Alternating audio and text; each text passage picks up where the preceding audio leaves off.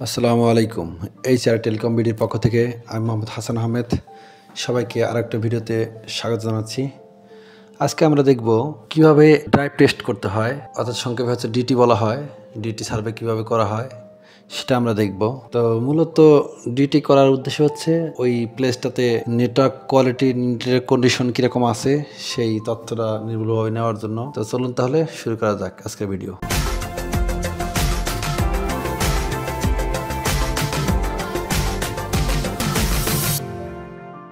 তো আমরা প্রথমে দেখতেছি আমাদের ফোনগুলো ডিটি করার জন্য আমাদের এখানে দেখেন টোটাল আমরা 5টা মোবাইল ফোন নিয়েছি এবং হচ্ছে একটি মডেম নিয়েছি। তো আমার একটা লোকেশন নেওয়ার জন্য হচ্ছে জিপিএস লাগবে। তো আমার এই মোবাইলগুলো হচ্ছে সনি এরিকসনের সেই ওল্ড মডেলের জাভা সাপোর্টেড ফোন। এগুলোর সবগুলোর ভিতরে টেমস ইনস্টল করা আছে। আর দুটা যে বড় দুটো অ্যান্ড্রয়েড ফোন দেখতে পাচ্ছেন, এটা হচ্ছে সনি এক্সপিরিয়া এক্সজেড প্রিমিয়াম। এটা হচ্ছে এগুলোতে হচ্ছে রুট করে টেমস ইনস্টল করা আছে, আমার ল্যাপটপে টেমস ইনস্টল করা আছে। তো আমি একে একে সবগুলো কানেক্ট করে নিচ্ছি। যেহেতু অনেকগুলো ডিভাইস কানেক্ট করতে হবে সেজন্য আমি ইউএসবি হাব ইউজ করতেছি। ইউএসবি হাবটা কানেক্ট করে নিয়ে একে একে সবগুলো ডিভাইস কানেক্ট করব।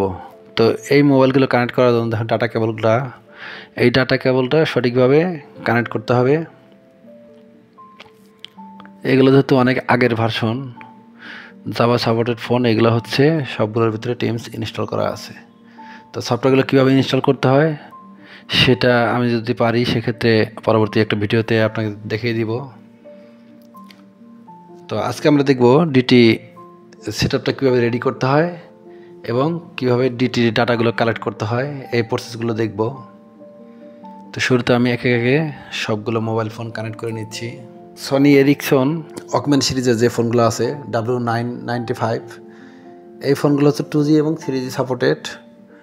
তো আর এক্সজেড প্রিমিয়াম এগুলো হচ্ছে 4G supported, 2G 3G 4G সবগুলো সাপোর্ট করে। তো আমি এখানে বেশি ডিভাইস নিয়েছি, কারণ হচ্ছে বেশি ডিভাইস নিলে আমার ডাটাটা সবগুলো এখানে টোটাল হচ্ছে আমি 6টা ডাটা নিব। তো 6টা ডাটা নেওয়ার জন্য 6টা ফোন আমি ইউজ করতে চাচ্ছি। তো এখানে অনেক ক্ষেত্রে দেখা গেছে এই ফোনগুলো যেহেতু অনেক পুরাতন, তো অনেক সময় ডিভাইস কানেক্ট হয় না, সবগুলো ঠিকভাবে কানেক্ট হয় না। তো এই কারণে আমি ডিভাইস বেশি করে নিচ্ছি যাতে কোনো পরবর্তীতে কোনো সমস্যা না হয়। অ্যান্ড্রয়েড যে ফোনগুলো আছে এগুলো কানেক্ট করার জন্য ডাটা কেবল দিয়ে আমি যে এই হটস্পট অ্যান্ড টিথারিং সেন্টার, এখান থেকে হচ্ছে ইউএসবি ডিভাইং করে দেওয়া লাগবে, ইউএসবি টিথারিং করে দেওয়া লাগবে। অনেক ফোনের ক্ষেত্রে এই সেটিংসটা ভিন্ন থাকে। তো সনি এরিকসন এইখান থেকে দেখেন নেটওয়ার্ক অ্যান্ড শেয়ারিং সেন্টার, এখান থেকেও থাকতে পারে, অথবা এখানে দেখেন হটস্পট অ্যান্ড টিথারিং। এখানে আসলে মোবাইলের মডেল অনুযায়ী এই অপশনটা থাকে, তো আপনারা খুঁজে নেবেন। এখান থেকে হচ্ছে ইউএসবি টিথারিং সিলেক্ট করে নেবেন। এখন আমি সরাসরি ল্যাপটপ স্ক্রিনে চলে যাচ্ছি। ল্যাপটপে যে টেমস ইনস্টল করা আছে টেমস ইনভেস্টিগেশন, এটা আমি ওপেন করে নিচ্ছি প্রফেশনাল সিলেক্ট করে।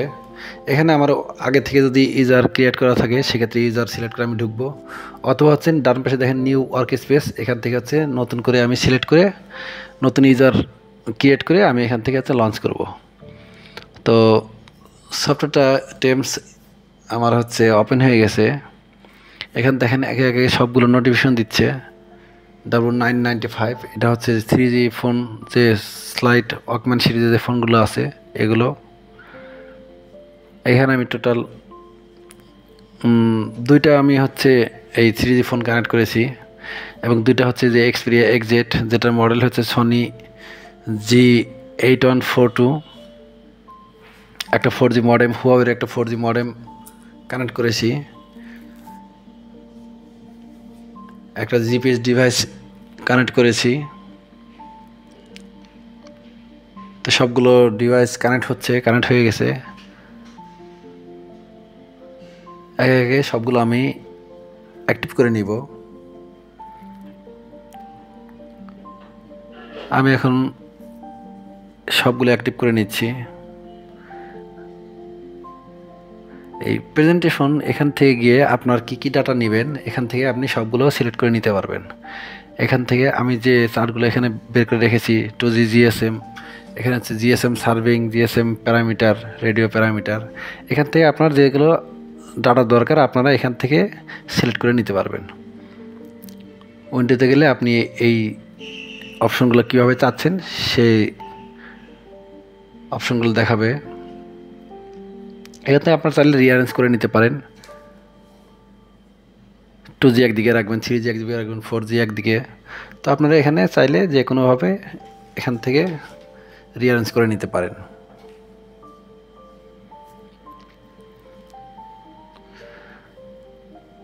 ওই ডান এখন দেখেন এখানে হচ্ছে একটা রেকর্ড বাটন আছে। এই রেকর্ড বাটনে ক্লিক দিলে আপনাদের এখানে ফাইল নেম দেখাবে। তো আমার এখানে সির আন্ডারে হচ্ছে ইউজার, এই ইউজারের আন্ডারে আমার ভিডিওটা রেকর্ড হবে। আমি যতগুলো কাজ করব সবগুলো আমার ভিডিও ফাইলে আকারে রেকর্ড হবে টিআরপি ফরম্যাটে। তো আমি চাইলে ব্রাউজ করে আপনার যে লোকেশন চান সেখানে সিলেক্ট করে আপনি এখানে ওকে দিবেন, তাহলে সেই লোকেশনে আপনার এটা ফাইলটা সেভ হবে।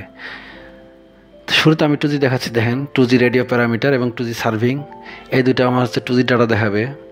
তো এখানে ভালোভাবে মনোযোগ দেন, এখানে খেয়াল করতে হবে। এখানে দেখেন ইকুইপমেন্ট ওয়ানটা আমার হচ্ছে অ্যাক্টিভিটিস আন্ডারে রেডিও অ্যাক্সেস টেকনোলজি। এখানে আমি 2G সিলেক্ট করব। আমার ডিভাইসটা শুধুমাত্র কি নেটওয়ার্কটা দিবে, এখানে দেখেন জিএসএম এবং WCDMA। জিএসএম হচ্ছে 2G মোড করা আছে, 2G অলরেডি করাই আছে। তো এই প্রথমে হচ্ছে ইকুইপমেন্টটা আমার হচ্ছে নেটওয়ার্ক টাইপটা সিলেক্ট করতে হবে এবং পরবর্তীতে আমার যে চার্টগুলো আছে, যে প্যারামিটারগুলো আমি চাই, সেই অপশনে গিয়ে আমার সেই ডিভাইসটা সিলেক্ট করতে হবে। তো এখানে দেখেন আমার ইকুইপমেন্ট ওয়ান অলরেডি সিলেক্ট করাই আছে, এই কারণে এখানে ডাটা চলে আসছে। তো এরপর আমরা দেখব 3G ডাটা। 3G দেখেন WCDMA রেডিও প্যারামিটার এবং WCDMA সার্ভিং। তো এখান থেকে আমি ইকুইপমেন্ট 3টা আমি অ্যাক্টিভ করে নিচ্ছি। ইকুইপমেন্ট 3 এর ডিসকাউন্ট হয়ে গিয়েছিল। ইকুইপমেন্ট 3 হচ্ছে এক্সপেরিয়া এক্সজেট যে অ্যান্ড্রয়েড ভার্সন, অ্যান্ড্রয়েড ফোনটা, সেটা হচ্ছে এটা।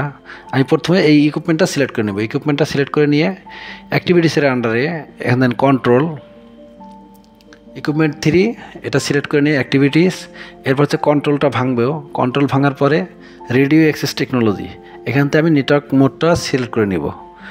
তো আমি যেহেতু 3G ডাটা এখন সিলেক্ট করব, এখানে দেখেন WCDMA শুধুমাত্র রেখে বাকিগুলো হচ্ছে আনমার্ক করে দিব। ওকে করলাম। এরপর এখান থেকে যে প্যারামিটারগুলো আমি চাই, এই প্যারামিটারের এখানেই হচ্ছে আমার ডিভাইসটা সিলেক্ট করতে হবে। আমার WCDMA রেডিও প্যারামিটার, এখান থেকে আমার ডিভাইসটা হচ্ছে ইকুইপমেন্ট 3। আর মাউসের রাইট বাটনে ক্লিক দিয়ে প্রপার্টিসে যাব। প্রপার্টিস থেকে শুধুমাত্র ইকুইপমেন্টটা সিলেক্ট করে দিব, আর কোনো কিছু চেঞ্জ করার দরকার নাই। শুধুমাত্র ইকুইপমেন্ট, আমার ইকুইপমেন্ট 3 EQ3, এই EQ3টা শুধুমাত্র আমি সিলেক্ট করে নিব।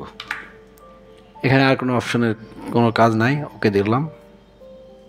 এরপরে WCDMA সার্ভিং, এটাও আমার 3G, সেই ইকুইপমেন্ট 3টা আমার সিলেক্ট করে নিতে হবে। মাউসের রাইট বাটনে ক্লিক করে প্রপার্টিস থেকে আমি ইকুইপমেন্ট 3 সিলেক্ট করব, EQ3। শুরুতে আমি এই ইকুইপমেন্টটা 3G মোড করে নিছি এবং এখান থেকে এখন এই ডিভাইসটা চিনিয়ে দিচ্ছি। তো এখন দেখেন 3G ডাটাগুলো অলরেডি শো করা শুরু করেছে। তো এগুলো নিয়ে পরবর্তীতে কথা বলবো। শুরুতে আমি ডিভাইসগুলো সিলেক্ট করে নিচ্ছি।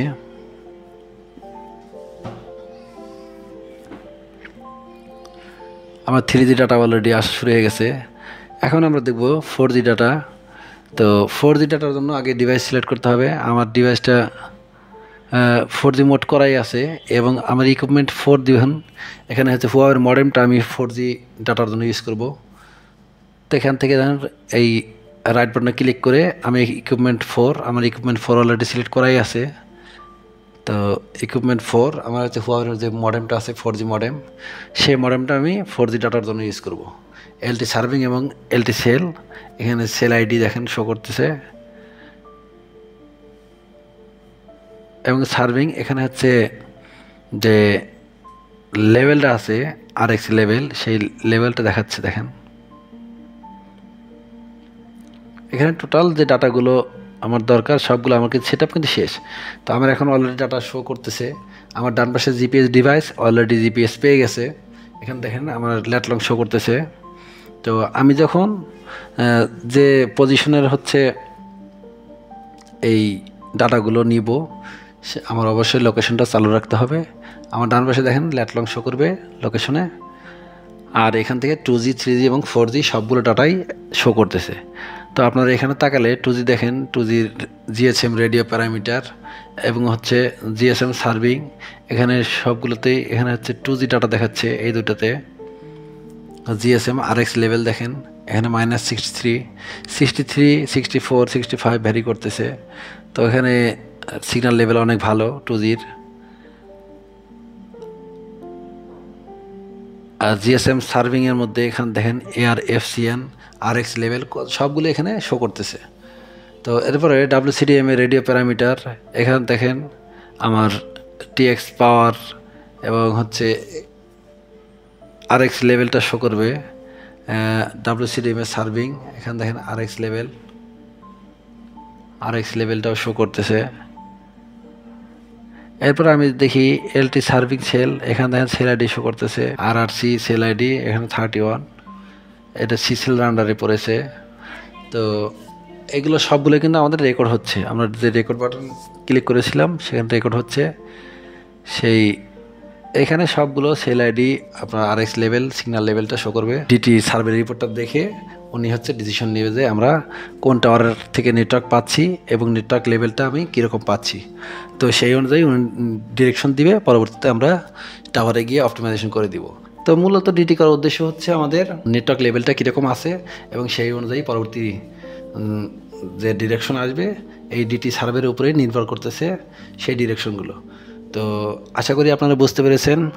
যদি ভিডিওটা ভালো লাগে থাকে অবশ্যই ভিডিওতে একটা লাইক দিবেন এবং কী ধরনের ভিডিও দেখতে চান আপনারা কমেন্ট করে জানাবেন এবং সাবস্ক্রাইব করে পাশে থাকবেন। ধন্যবাদ।